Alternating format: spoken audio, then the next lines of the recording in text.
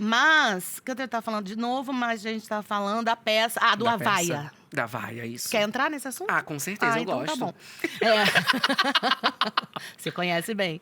É o seu lugar de fala. É o meu lugar de fala. Então, eu fui participar de uma palestra super séria chamada Mulher com a Palavra, em Salvador.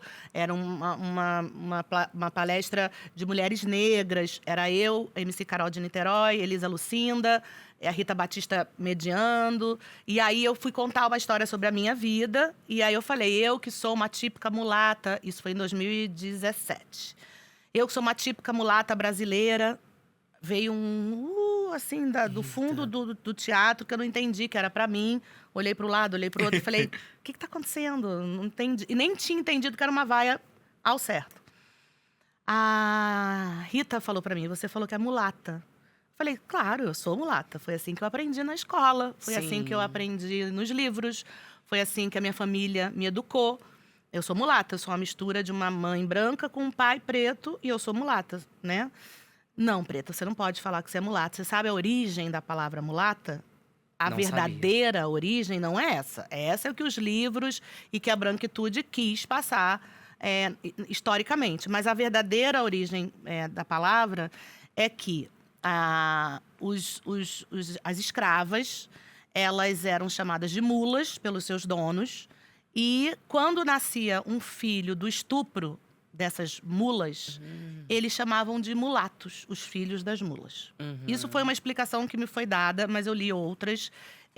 E hoje em dia todo mundo tem acesso à internet, pode pesquisar. Vão ter outras origens do nome que todas são terríveis e todas têm uma ligação brutal com racismo, enfim.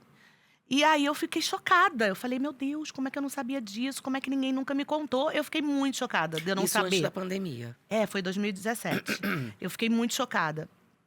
E logo depois eu continuei, assim, muito constrangida, assim, de não saber aquela informação.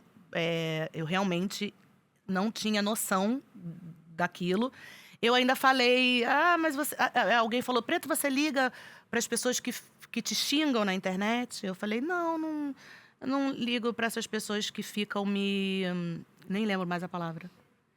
As pessoas que ficam me denegrindo. Aí, querida, a vaia veio com tudo. Sim. Quando eu falei denegrindo. Aí veio a Jair, a vaia veio. Eu falei, o que eu falei agora? Aí foi onde você pediu. Aí eu pedi. Aí você sabe a origem da palavra denegrindo? Não, eu soube no mesmo dia, naquele dia. Qual que é? Me Porque muita gente aqui falaram. não sabe. O que me disseram naquele momento era que diminuir por ser negro, denegrindo.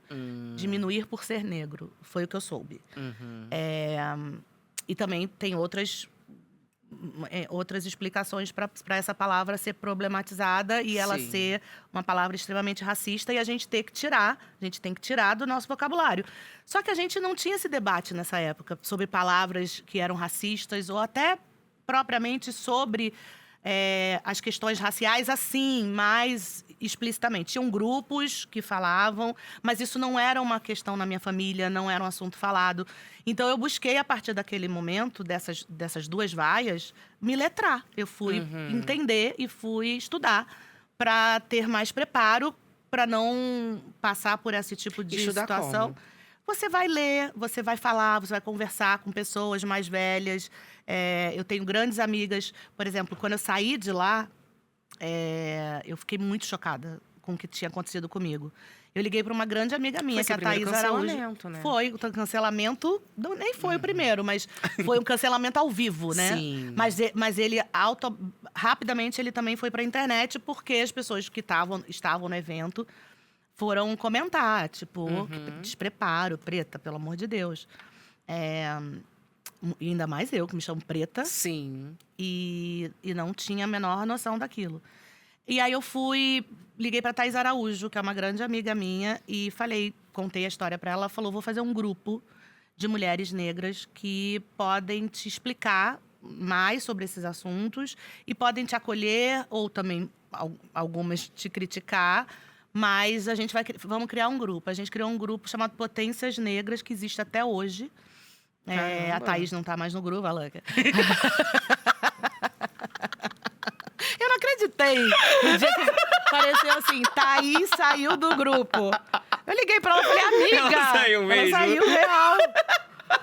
Aí ela justificou na época e ela tem toda a razão. O grupo era full time, sabe? 24 horas. Aham. E é uma coisa que é complicada. O racismo, ele não dá trégua, ele não dorme, né? Então, a demanda do grupo, ele foi ficando grande. Hoje ele tem quase 3 mil pessoas.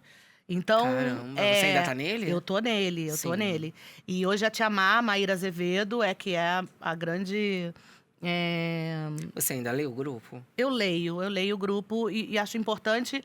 E muitas vezes, quando eu não leio, amigas minhas que estão no grupo falam: Preta, tem uma mensagem lá importante. Preta, aconteceu isso, isso, isso, a gente precisa agir. Preta, falaram com você, você não viu. Então, graças a Deus, eu tenho grandes amigas Sim. que não me deixam ficar no vácuo do grupo. Então, eu vou... Sempre elas fazem isso comigo. Mas eu fui me observando e me preocupando mais com essa questão do letramento racial, que hoje é uma pauta, que hoje é um assunto, que hoje muita gente busca, e muitas empresas buscam, principalmente, mas que é importante a gente falar, e eu gosto de usar esse exemplo, porque as pessoas imaginam, Preta Gil, filha do Gilberto Gil, ela já nasceu letrada. Não, a gente não nasceu letrada, até porque isso é uma questão muito geracional, né? Não Sim. era da minha geração esse letramento. Eu nasci no pós... logo ali, quando acabou o regime militar. Então, eu nasci nessa abertura. Eu sou de uma geração dos anos 80, que era uma geração mais necessitando de uma alienação, assim, né? Para que acabasse com aquele sofrimento que foram aqueles anos e anos e anos, né, de terror com a ditadura militar. Então, a gente... Nos anos 90, ninguém falava sobre racismo. Nos anos 2000, no começo, quando eu comecei minha carreira, eu fui levantando várias pautas e bandeiras que eu nem sabia que existiam, mas pela minha existência propriamente eu fui levantando, como gordofobia, racismo, LGBTQI-fobia, enfim, homofobia, enfim, transfobia. Tudo isso eu falava naturalmente. Sem saber, sem assim, saber, né? sem saber. Depois eu fui entendendo a tal da representatividade, conforme eu fui me encontrando com pessoas que me diziam: você me falou uma coisa que me inspirou, você falou uma coisa que eu já passei, mas eu nunca tinha ouvido. Quando eu me assumi, quando eu comecei a minha carreira, que eu me assumo uma mulher negra, gorda, não padrão e bissexual, isso na época, 20 anos atrás, é muito louco, né? Porque você fala, oi? Normal, né? Você falar sobre quem você é. Não era normal. Não era. Foi uma coisa muito chocante, muito, muito louca. Mas eu fui batendo no peito e tô aí há 20 anos.